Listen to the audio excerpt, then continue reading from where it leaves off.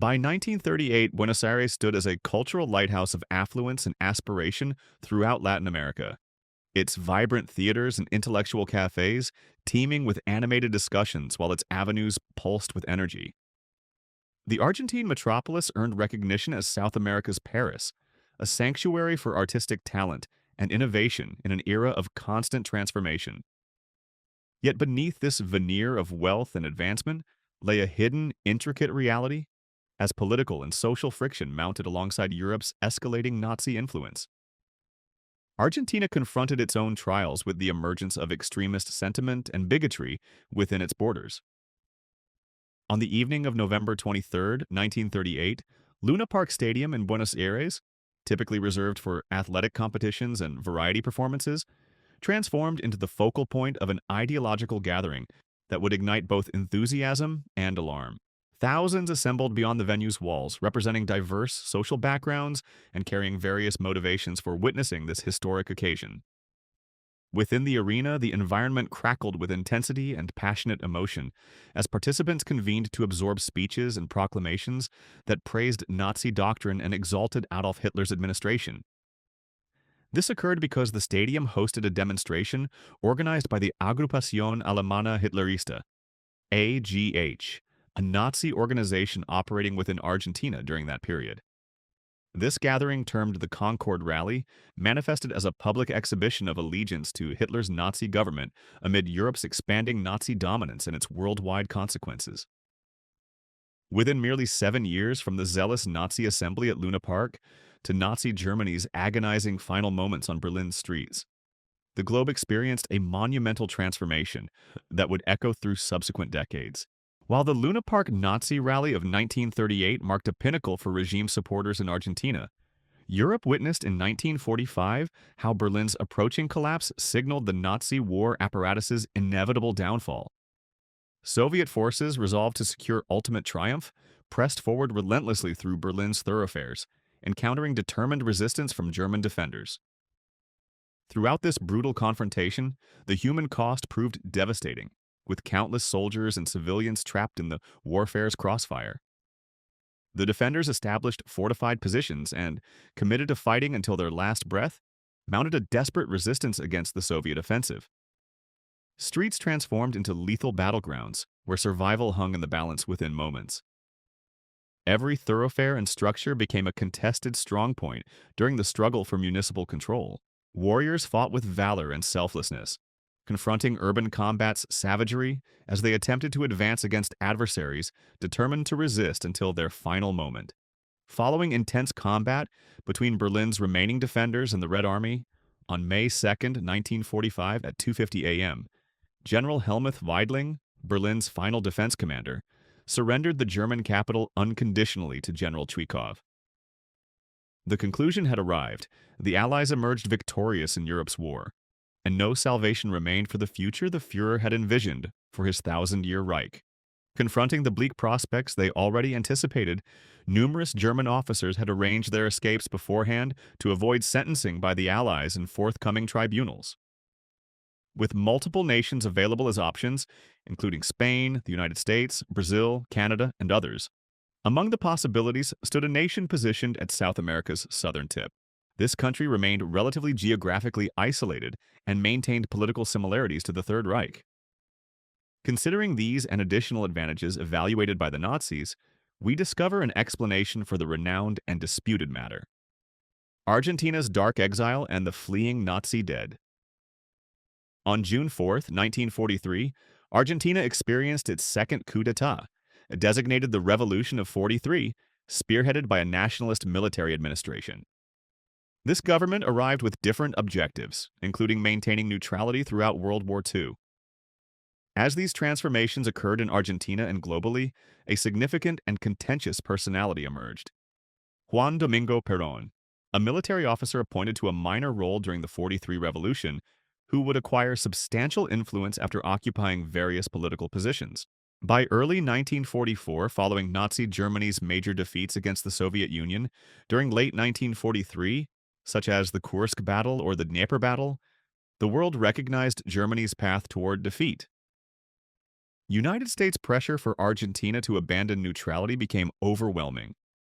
Consequently, on January 26, 1944, Argentina's military government severed relations with Germany and Japan.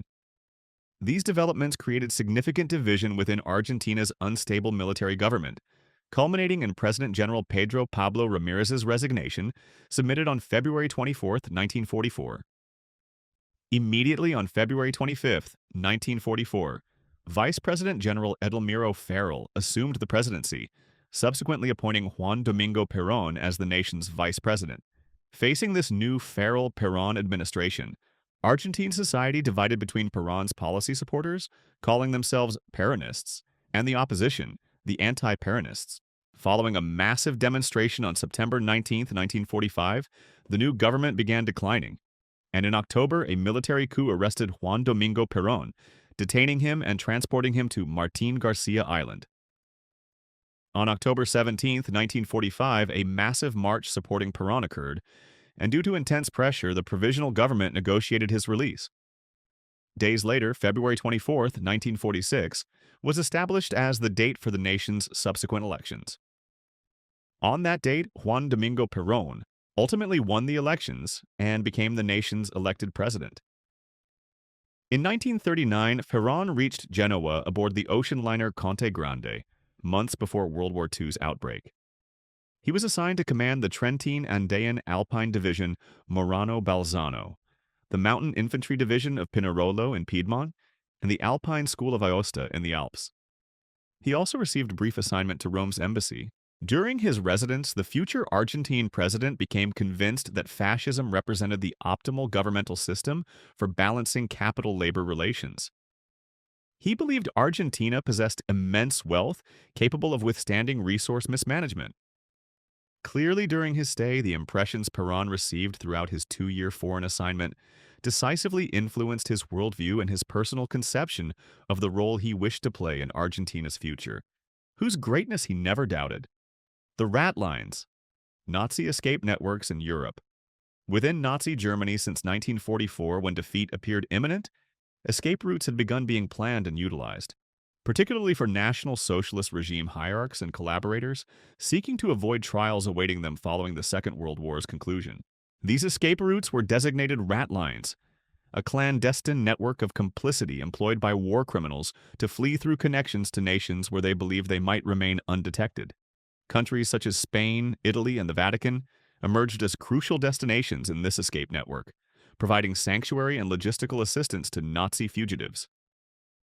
One primary clandestine network operated through complex mechanisms designed to enable Germans and other war criminals to escape to Spain, where they found refuge or received transport to additional countries to evade international justice. Among the most significant destinations was Spain, led by Francisco Franco, who maintained neutrality during the conflict despite sympathizing with Axis powers. This neutrality permitted Spain to maintain commercial relationships with both warring sides and avoid devastation suffered by numerous other European nations. However, at war's end, many Nazi leaders and their collaborators faced prospects of trials for war crimes and crimes against humanity. Confronting this situation, they desperately sought escape routes to avoid capture and prosecution. Spain, with its wartime neutrality and authoritarian political system resembling fascism, became an appealing destination for those fleeing justice. Francisco Franco played a fundamental role in facilitating rat lines within the country. Although officially maintaining neutrality, Franco sympathized with the Axis and demonstrated willingness to provide refuge to Nazi war criminals. The methods employed for this clandestine network included falsifying passports and other identification documents to provide new identities to German fugitives or collaborators. These documents enabled them to cross borders without arousing authority suspicion. Spain's Catholic Church also participated in these shadowy networks, providing false documentation and contacts within this complex mechanism. Certain officials from Franco's government and Spanish intelligence services actively collaborated in facilitating rat lines in exchange for information and political favors, allowing war criminals to enter and transit through the country. Many prominent figures participated in these rat lines, including Austrian Catholic Bishop Alois Hudal, a central figure who operated from Rome as rector of the Pontifical Teutonic Institute. He utilized his position to assist numerous Nazi war criminals in escaping through routes passing through Spain, credited with issuing false travel documents and coordinating with other clandestine networks. Another influential figure in underground networks was Otto Skorzeny, renowned for his remarkable wartime operations as a Waffen-SS colonel commander. He also played an important rat-line role since after the war. Skorzeny helped organize other Nazi leaders' escapes to Spain, Argentina, the United States, and elsewhere. In Italy, rat lines also represented a fascinating and obscure historical phenomenon due to the numerous important personalities and institutions involved in underground networks. One of Italy's main rat line organizers was Krunoslav Draganović, a Croatian priest with Catholic Church and international Red Cross connections. Draganović coordinated false document issuance and escape route organization through the Balkans to Italy. Herbert Kappler, an SS officer responsible for Rome's security during the city's Nazi occupation, was among the most sought war criminals after the war. However, he managed to escape from his Italian prison with rat-line assistance and eventually found refuge in Germany. Beyond specific individuals, several underground networks operated in Italy to facilitate war criminals' escapes. These networks included Catholic Church members, Red Cross personnel, Vatican officials, former military personnel, and other willing collaborators.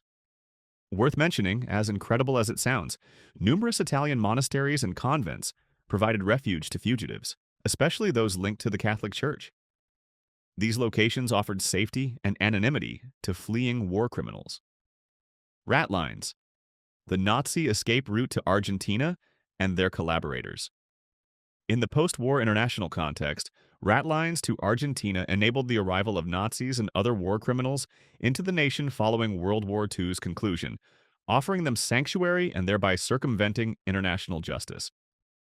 The South American nation, with its expansive territory, natural wealth, and history of European migration, became an appealing destination for those seeking to escape international prosecution through these covert networks.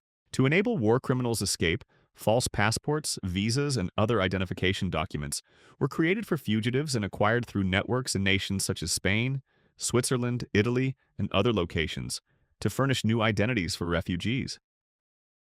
These documents permitted their entry into Argentina without raising suspicion. The fugitives' arrival in the Latin American country occurred via vessels following clandestine routes. These ships varied in dimensions and design, from small fishing craft to larger commercial vessels. Some fugitive Nazis succeeded in crossing the Atlantic in improvised boats or under precarious conditions, risking their lives during the journey. The routes employed also varied, but generally followed southward paths from Europe, avoiding port authority inspections and patrols. Some fugitives embarked at ports in countries where rat lines maintained greater complicity, such as Italy, Spain, or Portugal, where they encountered more lenient departure controls. Once on the open ocean, vessels had to navigate Atlantic Ocean perils, including tempests and encounters with naval patrols from various countries that could identify and apprehend them. Some fugitive Nazis chose longer, less traveled routes to avoid detection, while others risked direct crossings from Europe to Argentine coastlines. Upon reaching Argentina, fugitive Nazis discovered a welcoming nation with a substantial European immigrant population and neutrality policies that allowed them to establish themselves without extradition fears. Additionally, they received assistance from local and international support networks, providing shelter, forged documents, and other resources necessary for their establishment in the South American country. Argentine President Juan Domingo Perón played a central role in facilitating rat lines to Argentina through his political asylum policies and sympathy for fascist ideologies. Perón permitted numerous Nazi war criminals and their families to arrive in the country during his first presidential term in the 1940s. The Argentine president established diplomatic and commercial connections with European countries, including former Axis allies during the war.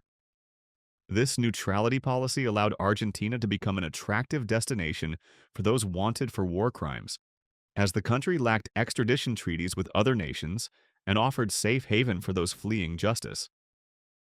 It has been suggested that Perón and his spouse, Eva Perón, sympathized with fascist ideology and maintained cordial relationships with members of Argentina's German community, which facilitated Nazis' entry into the country, Additionally, speculation exists that some Argentine officials, possibly with Perón's knowledge or approval, provided false documents and logistical assistance to war criminals to facilitate their entry and residence in Argentina. Perón was not the sole government official facilitating war criminals' entry, as among them were politicians close to Perón's circle, such as Carlos Fuldner, an Argentine diplomat who served as consul in Hamburg, Germany during World War II. He was accused of collaborating in forged document issuance for fugitive Nazis and facilitating their entry into Argentina after the war's end. Fuldner continued his diplomatic career in Argentina. Ludwig Freude, brother of President Juan Domingo Perón's personal secretary, was also involved in activities assisting fugitive Nazis in Argentina. He provided logistical support and harbored Nazi war criminals upon their arrival in the country. Argentine shipping entrepreneur Alberto Dodero is also alleged to have provided boats and logistical resources to facilitate fugitives' escape via clandestine sea routes to Argentina. Dodero is believed to have maintained links to high-level government officials and used his influence to help Nazis and regime collaborators escape from Europe. During Perón's first presidential term, Argentina's then Minister of Justice and Education, Hector Valera, played a role in formulating and implementing migration policies that eventually facilitated Nazis and collaborators' arrival in the South American country. Ernst von Thurmann was a German diplomat who played a prominent role in Argentina both during and in the years following World War II. His presence in Argentina during this period coincided with a crucial moment in the country's history, marked by Argentina's official neutrality during the war and the subsequent post-war period. Von Thurmann served as Germany's consul general in Buenos Aires from 1938 to 1943, during which he played an important diplomatic role in German-Argentine relations, especially as political and military tensions escalated in Europe. Argentina, under President Roberto Ortiz's presidency and later Ramon Castillo's, maintained war neutrality, although Axis sympathies existed in some Argentine society sectors. Von Thurmann and other German diplomats in Argentina facilitated Nazis and Nazi regime collaborators' entry into the South American country during the war and subsequent years. It is believed they used their diplomatic connections and resources to help individuals wanted for war crimes escape justice and settle in Argentina, taking advantage of relatively lax immigration controls and the Argentine government's tolerance for exiles' presence. After the war, von Thurmann remained in Argentina and maintained influence in diplomatic and political circles. The Nazi legacy in Argentina: hidden lives, captures, and final destinations. During the post-war period, a significant variety of high-ranking Nazi officers had selected Argentina as their final destination on escape routes. During the conflict, with the rank of Obersturmbannführer, lieutenant colonel, in the Schutzstaffel, SS, Adolf Eichmann's participation in the final solution was significant and played a crucial role in Holocaust organization and logistical implementation. He served overseeing Jewish deportations from throughout Europe to death camps, primarily in Poland, where millions perished in gas chambers. He utilized his position to organize efficient collection, transportation, and extermination of Jewish victims, demonstrating remarkable bureaucratic efficiency in implementing the Nazi regime's genocidal policy. Following Germany's defeat in 1945, Eichmann hid in Germany using false identities and assistance from networks of former Nazis and sympathizers who helped him evade Allied justice. During this time, Allied authorities launched intensive searches for Nazi war criminals, but many managed to escape thanks to post-war confusion and chaos. One of them was Eichmann, who is believed to have spent time hiding in various European locations until he managed to find refuge in Argentina, a country then known for its open-door policy for ex-Nazis and other wanted war criminals. Sometime in the mid-1940s, Eichmann relocated to Argentina, which was then under Juan Domingo Perón's rule. This country offered safe haven for many Nazi war criminals, thanks to lax immigration policies and complicity from certain government and society sectors. In 1950, Eichmann managed to obtain travel documents allowing him to travel to Argentina. He first moved to Italy, where he obtained a false passport under the name Riccardo Clement. Using this false identity, Eichmann arrived in Argentina in July 1950 and settled in Buenos Aires, the country's capital. Once in Argentina, Eichmann lived discreetly under his false identity, attempting to avoid detection by Allied authorities and Nazi hunters on his trail. He is believed to have worked various jobs while maintaining a low profile, continuing to hide from those seeking him. For over a decade, Eichmann lived in Argentina, enjoying relative tranquility as he evaded justice for his crimes. However, his impunity period would end in 1960, when Mossad agents received information about his whereabouts in Argentina. For months, Israeli agents monitored and gathered intelligence on Eichmann's movements and routines in Buenos Aires, while carefully planning their capture operation. One of the biggest challenges for Mossad agents was ensuring Eichmann's capture without alerting Argentine authorities or the local Nazi community, which maintained a strong presence in Argentina at that time. To avoid complications, the decision was made to conduct the operation secretly and without Argentine government cooperation. On May 11, 1960, a team of Mossad agents led by Peter Malkin moved to the house where Eichmann was believed to reside in the Buenos Aires suburb of San Fernando. Officers waited until Eichmann returned home from his job on a public bus, at which point they approached him and forcibly took him to a car. After a brief struggle, Eichmann was subdued and taken to the vehicle, where a bag was placed over his head to prevent him from seeing his destination. The agents transported him to a secure location, where he was arrested and later identified as Adolf Eichmann, the Final Solution's chief architect. Eichmann was subsequently taken to Israel to stand trial for war crimes, crimes against humanity, and Holocaust-related offenses during World War II. The trial occurred in Jerusalem between April and December 1961, and the Eichmann trial was history's first televised trial, attracting a massive worldwide audience. Media coverage of the trial allowed millions of people to follow proceedings and hear testimonies from Holocaust victims and survivors who testified against him. The trial was presided over by a court composed of 3 Israeli judges and was held in a specially constructed Jerusalem courtroom.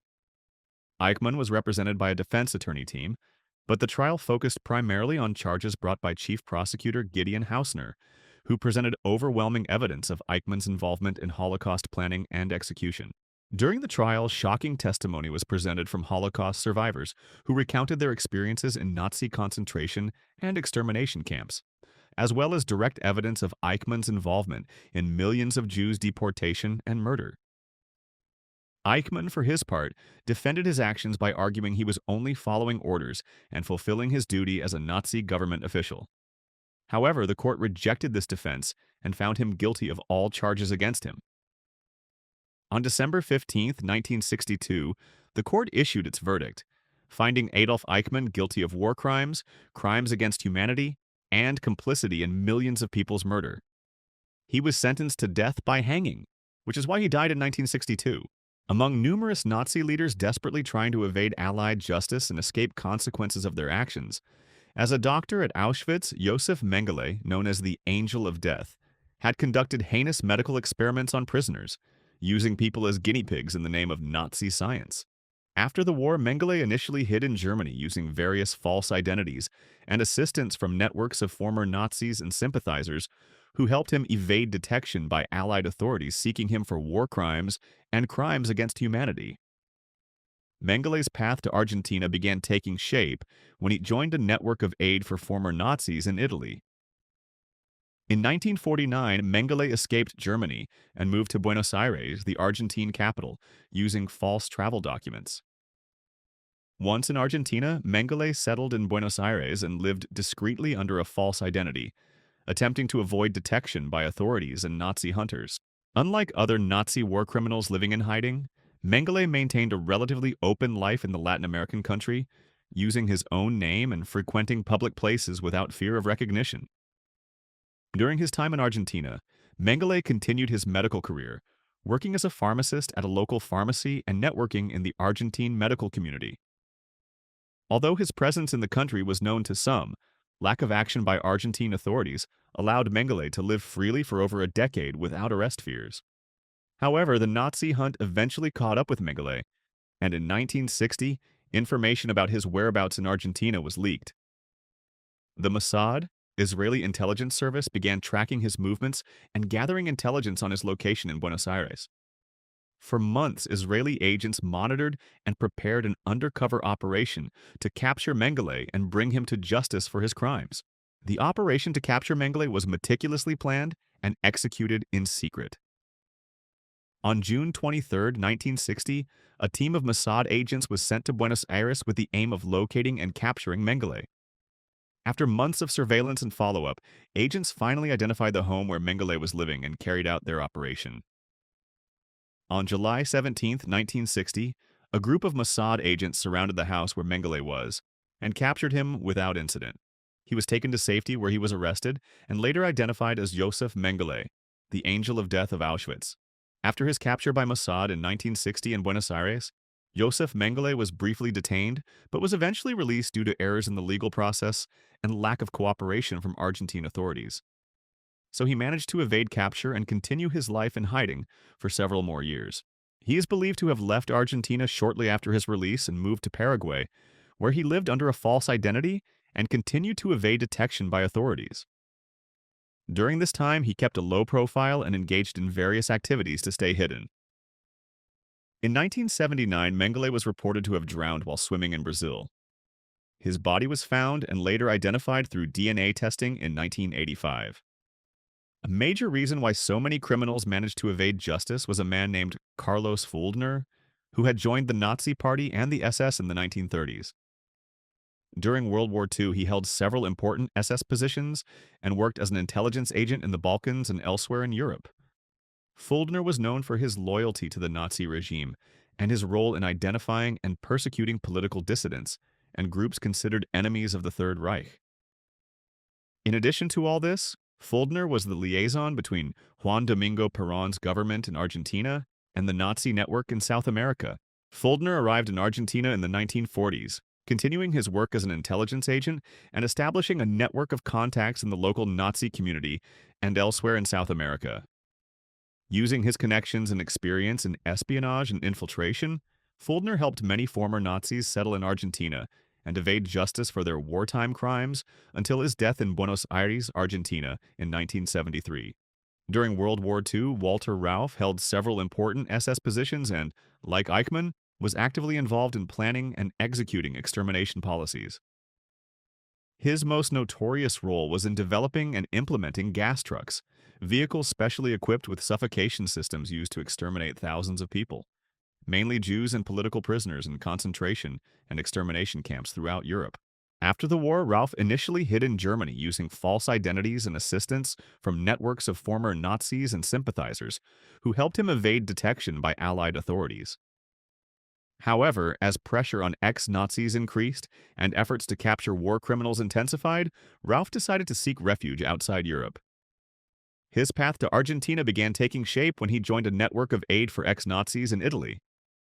In 1948, Rauff escaped from Europe and moved to Argentina. During his stay in the country, the criminal kept a low profile and avoided drawing attention to himself. However, his presence in the country did not go unnoticed by those following his trail, and occasional reports emerged about his whereabouts. Despite efforts by Allied authorities and Nazi hunting groups to capture him, Rauff managed to evade justice and live in Argentina for more than 20 years until his death in Chile in 1984. With a nickname similar to Mengele's, Aribert Heim, known as Dr.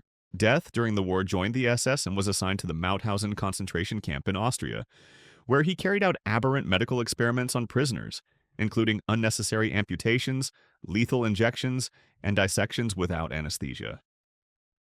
After the war, Heim managed to evade capture and escape Austria before Allied authorities could arrest him for war crimes. Using various false identities and assistance from networks of former Nazis and sympathizers, he found refuge in South America, where he lived in Argentina under the assumed name Fernando Gomez. He arrived in Argentina in the 1950s and settled in Buenos Aires, the country's capital, where he lived discreetly under his new false identity.